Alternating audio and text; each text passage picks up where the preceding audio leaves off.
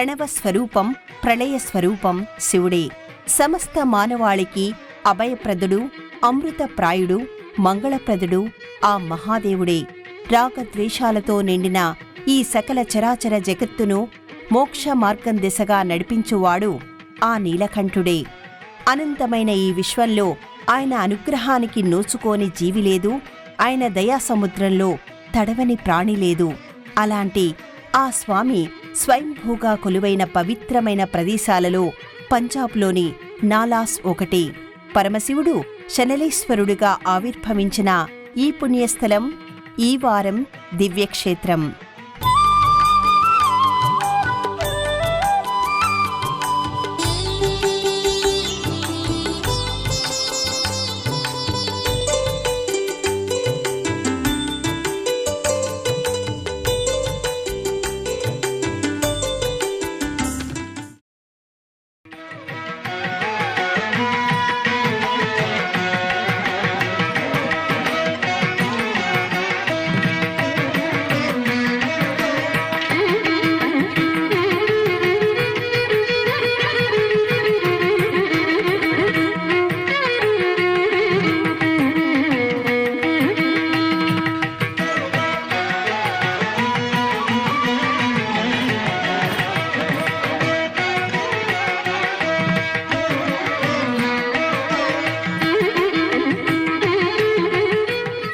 వేల ఏళ్లనాటి భారీ శివలింగం, తనంతట తానుగా భూమిని చీల్చుకువచ్చిన స్వయంభూలింగం. గొడ్డలి వేటుకు గాయపడిన శివలింగం, ప్రత్యేక ఆకర్షణగా నిలిచే 108 అడుగుల పరమశివుడి మూర్తి, 140 అడుగుల త్రిశూలం ఈ క్షేత్ర విశేషాలుగా కనిపిస్తాయి. పురాణ సంబంధమైన కథనాలను కలుపుకుంటూ వెళ్లే చారిత్రక ఘట్టాలు ఈ ఆలయానికి సహజమైన అలంకారాలుగా అనిపిస్తాయి. అలాంటి ఈ పుణ్యస్థలికి పంజాబ్లోని నాలాస్ వేదికగా నిలిచింది.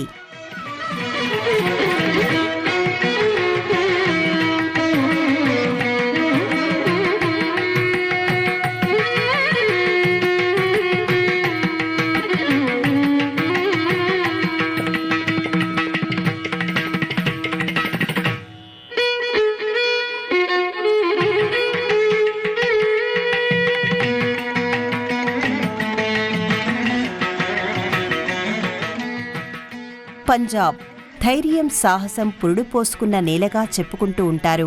సింధు నది నాగరికత నుంచి అనేక పరిణామాలను, దశలను చూస్తూ అభివృద్ధి చెందిన ప్రాంతం. 5 నదులు ప్రవహించే ప్రాంతం కావడం వల్ల పంజాబ్ అనే పేరు వచ్చిందని అంటారు.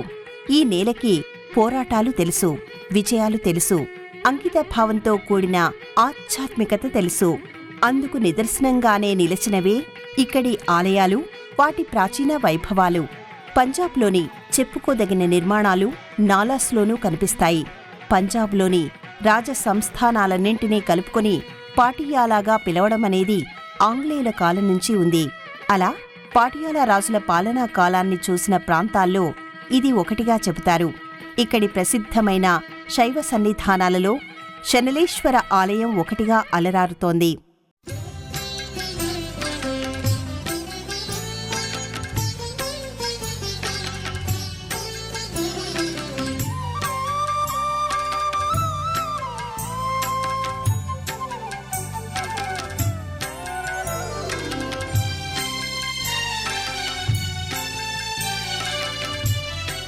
స్వయంభూగా శనలేశ్వరుడు కొలువైన ఈ ఆలయం ఓ అందమైన ఆధ్యాత్మిక కేంద్రమనే చెప్పాలి. ఇది పరమశివుడి ఆలయమా, పాలరాతి నగరమా అనిపించేలా కనిపించే ఒక అందమైన నిర్మాణం ఇది.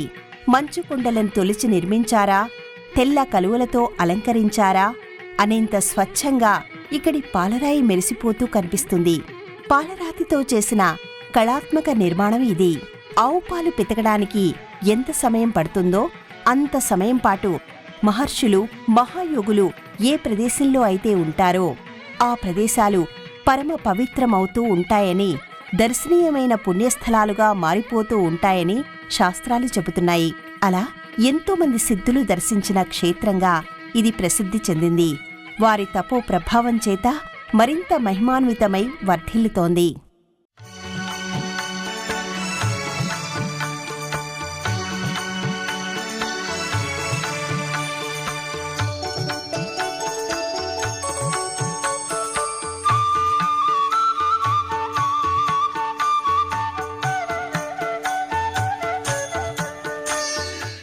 శనలేశ్వర స్వామి ఆలయానికి మనం చేరుకుంటూ ఉండగానే విశేషంగా ఆకర్షించేదిగా మహాశివుడి భారీ విగ్రహం కనిపిస్తుంది. 108 అడుగుల ఈ స్థానికమూర్తి చూపు తిప్పనియ్యదు, మనసును మళ్ళనియ్యదు. శివుడు త్రిశూలాన్ని ధరించి అభయముద్రలో ఉన్నట్టుగా మలచిన ఈ మూర్తి పరవశులను చేస్తుంది. పులి చర్మం, రుద్రాక్షలు, విభూతి రేఖలను కలిగిన శివుడి రూపం ఆరంభంలోనే మనసును ఆధ్యాత్మిక చింతన వైపుకు మళ్లిస్తుంది. ఆ జగదీశ్వరుడి సాక్షాత్కారాన్ని ప్రత్యక్షంగా పొందిన అనుభూతిని కలిగిస్తుంది. నిరాడంబరంగా నిలిచిన స్వామికి సుందరేశ్వరుడనే పేరు ఎందుకు వచ్చిందనేది మనకి ఈ మూర్తిని చూసిన తర్వాత అర్థమవుతుంది. అలాంటి ఆ మనోహరుడి సన్నిధి నుంచి కదలడానికి మనసుకి కాస్త కష్టంగానే అనిపిస్తుంది. సదాశివుడు స్వయంభూగా ఆవిర్భవించిన ఆలయం పక్కనే ఆ దేవదేవుడు భారీ విగ్రహ రూపంలో దర్శనమిస్తూ ఉండడం విశేషంగా చెప్పుకోవాలి. ఈ ఆలయానికి సంబంధించిన వాకిట్లో మాత్రమే కాదు, ఆలయం లోపల అనేక ముద్రలతో కూడిన శంకరుడి విగ్రహాలను ఏర్పాటు చేశారనడానికి నిదర్శనంగానే ఇక్కడ ఇంతటి భారీ మూర్తిని ఏర్పాటు చేశారనే విషయం అనుభవంలోకి వస్తుంది.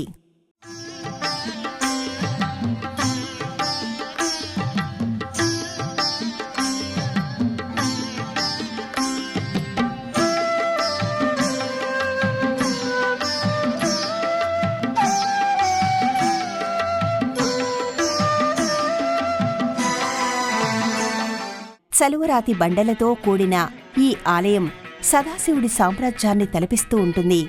ఆలయ ప్రాంగణంలో వేసే ప్రతి అడుగు అలనాటి చరిత్రకు చేరువ చేస్తున్నట్టు, ఆధ్యాత్మికతను పలకరిస్తున్నట్టుగా అనిపిస్తుంది. ప్రధానమైన ఆలయానికి ఇరువైపులా గల పాలరాతి మందిరాలను చూస్తే ముత్యాలమాలను ముచ్చటగా అలంకరించిన భావన కలుగుతుంది.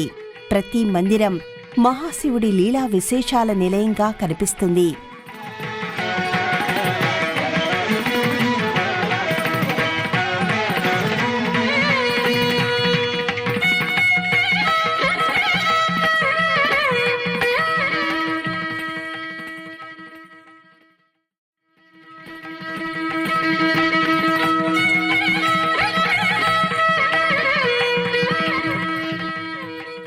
సాధారణంగా గర్భాలయంలో శివలింగం, ఆ దివ్యలింగం సన్నిధిలో పార్వతీ పరమేశ్వరుల మూర్తులను ఏర్పాటు చేస్తూ ఉంటారు.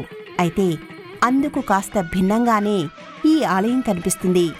ఆలయమంతా గర్భాలయం కలిగి ఉండడం ఇక్కడి ప్రత్యేకతగా అనిపిస్తుంది. విశాలమైన మందిరం మధ్య భాగంలో స్వయంభూ శివలింగం కొలువై ఉండగా, ఎదురుగా గల మందిరంలో శివపార్వతుల పాలరాతి మూర్తులు దర్శనమిస్తూ ఉంటాయి. అమ్మవారితో కలిసి స్వామివారు ఆసీనుడైన ఈ మందిరాన్ని ఎంతో అందంగా తీర్చిదిద్దారు. ఇక్కడి శివుడి పాలరాతి మూర్తిలో సౌందర్యం ఉట్టిపడుతూ ఉంటుంది. మనోహరమైన మహాదేవుడి రూపం మంత్రముగ్ధుల్ని చేస్తూ ఉంటుంది. పార్వతీదేవి అమ్మవారు నమస్కార ముద్రలో దర్శనమిస్తూ ఉండటం అరుదైన విషయంగా అనిపిస్తుంది. గర్భాలయానికి ఎదురుగా ఆసీనుడైన నందీశ్వరుడు భక్తుల ధర్మబద్ధమైన కోరికలను స్వామివారికి మనవి చేస్తూ ఉంటాడు. శనలేశ్వరుడు ఆవిర్భవించిన స్థానం ప్రధానమైన ఆలయానికి కాస్త దిగువన ఉంటుంది. సువిశాలమైన ఈ మందిరంలో శనలేశ్వరుడికి అభిషేకం చేయడానికి అనువుగా ప్రత్యేకమైన ఏర్పాటు చేశారు. ఇక్కడ ఆవిర్భవించిన దివ్యలింగం దివ్యమైన తేజస్సుకు కేంద్రస్థానమై కనిపిస్తుంది. వినాయకుడు, పార్వతీదేవి, నందీశ్వరుడు మూర్తులు కలిగిన స్వామివారి సన్నిధానంలో ఆదిదేవుడికి అనునిత్యం పూజాభిషేకాలు జరుగుతూ ఉంటాయి. పరమశివుడికి అత్యంత ప్రీతిపాత్రమైన నామం మహాదేవ అని ఆధ్యాత్మిక గ్రంథాలు చెబుతున్నాయి. అనేక జన్మలుగా వెంటాడుతున్న పాపాలకు మహాదేవ నామస్మరణం మించిన విరుగుడు లేదని సెలవిస్తున్నాయి. అందువల్ల హరహర మహాదేవ అంటూ భక్తులు స్వామివారి అభిషేక కార్యక్రమంలో పాల్గొంటూ ఉంటారు. ఆ సదాశివుడి అనుగ్రహాన్ని కోరుతూ వివిధ రకాల పుష్పాలు, బిల్వ దళాలు, పళ్ళు సమర్పిస్తూ ఉంటారు.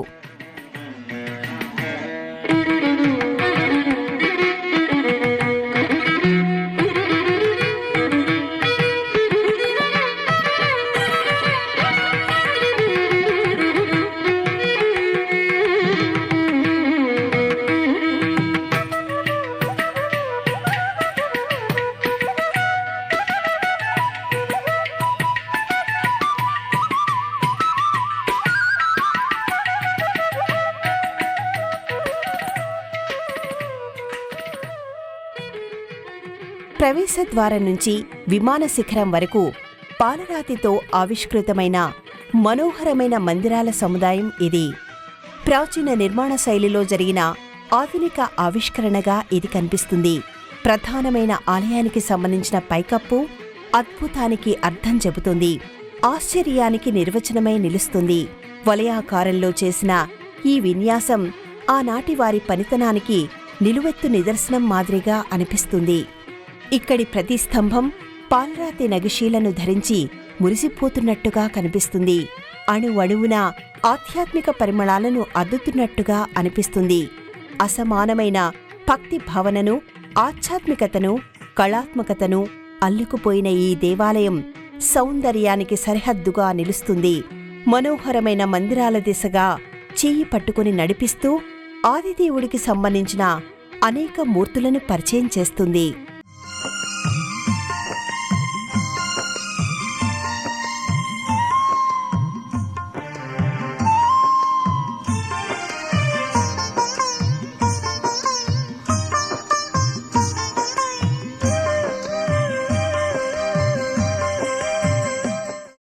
పరమశివుడు అష్టమూర్తి తత్వాన్ని చాటుతూ కనిపిస్తాడు. అనంతమైన ఈ సృష్టిలో ఏదీ కూడా ఆ మహాశివుడి తత్వానికి వేరుగా కనిపించదు. ఆ గంగాధరుడి తత్వానికి తగినట్టుగానే అనేక ముఖాలతో, భుజాలతో, ముద్రలతో విగ్రహ రూపంలో దర్శనమిస్తూ ఉంటాడు. అలాంటి మూర్తులన్నీ ఇక్కడ వరుసగా కొలువై ఉండటం, ఆ రూపాలకు సంబంధించిన విశేషాలను ఆవిష్కరించడం ఇక్కడ చూడొచ్చు. అర్ధనారీశ్వరుడిగా, దక్షిణామూర్తిగా, నటరాజస్వామిగా, కాలభైరవుడిగా ఇలా అనేక నామాలతో, రూపాలతో ఏర్పాటు చేయబడిన శివుడి రూపాలను దర్శించుకుంటూ వెళతారు. ఇక ఈ మందిరాల మధ్యలోనే దత్తాత్రేయస్వామివారి ఆలయం కనిపిస్తుంది. బ్రహ్మ, విష్ణు, శివస్వరూపమైన దత్తాత్రేయ స్వామివారిని భక్తులు దర్శించుకుంటారు. ఆ స్వామి లీలా విశేషాలను తలుచుకుంటూ తరిస్తారు.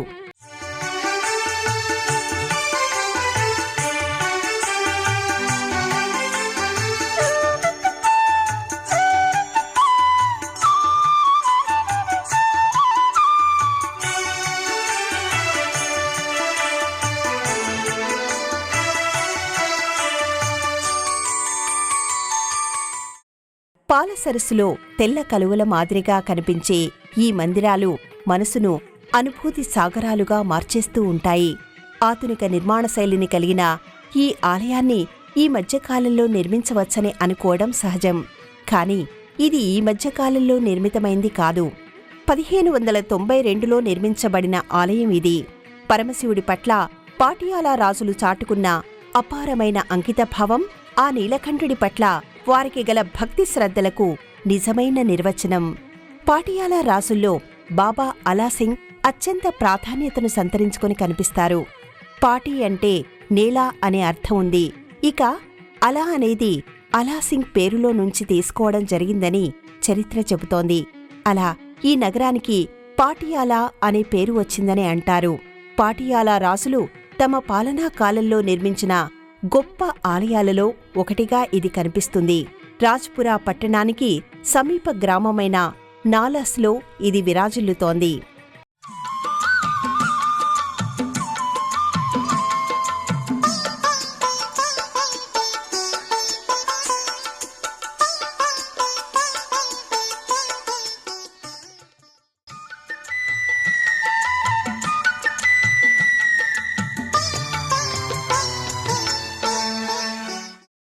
ఇక శనలేశ్వర స్వామి వెలుగులోకి వచ్చిన కథనం చాలా ఆసక్తిగా అనిపిస్తూ ఉంటుంది. ఒకప్పుడు ఈ ప్రాంతమంతా దట్టమైన అడవిలో ఒక భాగంగా ఉండేదట.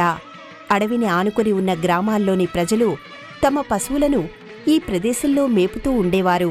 అయితే ప్రతిరోజు ఆవుల మందలో నుంచి దూరంగా వెళ్లిన ఒక ఆవు అక్కడి పొదలో పాలధారలను విడుస్తూ ఉండేది. ఆ ఆవు పాలు ఇవ్వకపోవడంతో కాపరికే అనుమానం వస్తుంది. ఆవు ప్రతిరోజు పొదలో పాలధారలు విడవడం చూసిన ఆ పశువుల కాపరి ఆ పొదలో ఉన్న ఏదో జంతువు పాలను తాగుతుందని భావిస్తాడు. తన చేతిలోని గొడ్డలిని ఆ పొదలోకి విసురుతాడు. అంతే, ఆ పొదలో నుంచి రక్తం పైకి ఎగజిమ్ముతుంది. ఆవు అక్కడ్నుంచి పరిగెత్తుకుని వెళ్ళిపోతుంది.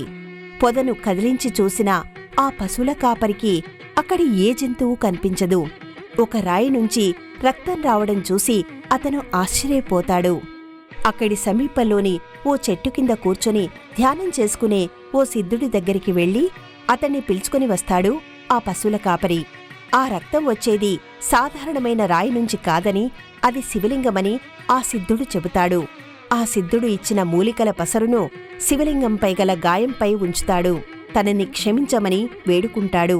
అలా అప్పట్లో గొడ్డలి కారణంగా ఏర్పడిన గాయాన్ని ఇప్పటికీ ఇక్కడి శివలింగంపై చూడొచ్చు. తొలినాళ్లలో ఇక్కడి శివయ్యకి స్థానిక అధికారులు నిర్మించిన చిన్న మందిరం మాత్రమే ఉండేది. ఆ తర్వాత ఇక్కడి స్థల మహత్యాన్ని గురించి తెలుసుకున్న పాటియాలా రాజులు 1592లో ఈ ఆలయాన్ని నిర్మించారు. నిర్వహణ బాధ్యతను కర్మగిరి మహారాజ్ అనే మహంతుకు అప్పగించారు. అప్పటినుంచి స్వామివారి వైభవం పెరుగుతూ వచ్చిందని చెబుతారు.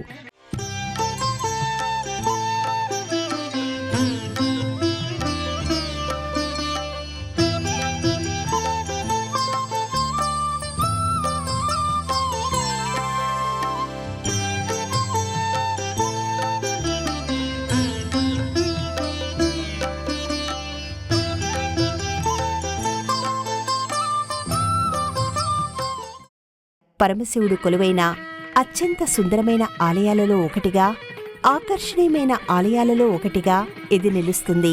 శివాలయాలలో మహాశివరాత్రి రోజున విశేషమైన పూజలు, సేవలు జరగటం సహజమే. అయితే ఇక్కడి వైభవం మరింత విశేషమైనదిగా కనిపిస్తుంది. మహాశివరాత్రి సందర్భంగా ఇక్కడ 3 రోజుల పాటు జాతరను నిర్వహిస్తారు. ఈ 3 రోజుల్లో స్వామివారిని వేలాది మంది భక్తులు దర్శించుకుంటారు. ఇక శ్రావణ మాసంలోనూ ఈ ఆలయంలో ప్రత్యేకమైన పూజలు, విశేషమైన సేవలు జరుగుతూ ఉంటాయి. ఆ సమయంలో ఇక్కడి స్వామివారిని దర్శించుకునే భక్తుల సంఖ్య ఎక్కువగానే ఉంటుంది.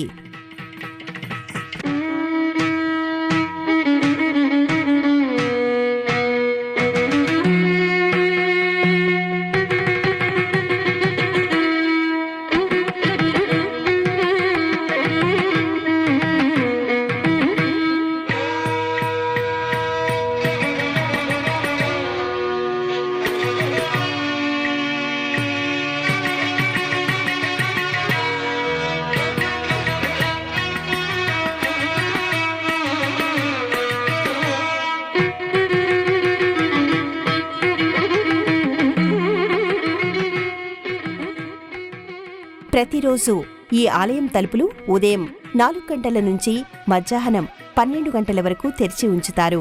తిరిగి మధ్యాహ్నం 2:30 నుంచి రాత్రి 8 గంటల వరకు దర్శనానికి అనుమతి ఉంటుంది.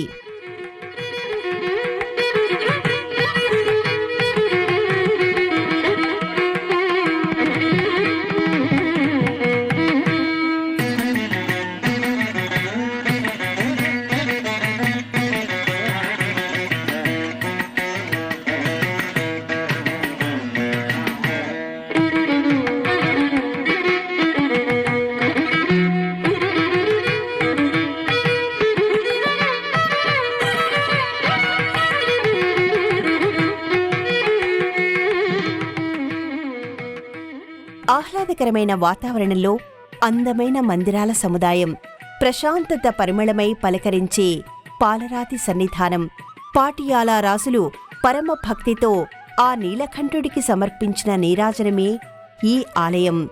శివుడు ఉంటే కైలాసంలో ఉంటాడు, లేదంటే నాలాస్లో ఉంటాడు అనే ఒక నానుడి ఇక్కడ వినిపిస్తుంది. ఈ క్షేత్రాన్ని దర్శించిన తర్వాత ఆ మాట నిజమేననిపిస్తుంది. దేశంలోని అన్ని ప్రధానమైన నగరాల నుంచి చండీగఢ్కి రైలు, వాయుమార్గాలు ఉన్నాయి. చండీగఢ్ నుంచి 45 కిలోమీటర్ల దూరంలో ఉన్న నాలాస్ క్షేత్రానికి స్థానిక వాహనాలు అందుబాటులో ఉంటాయి.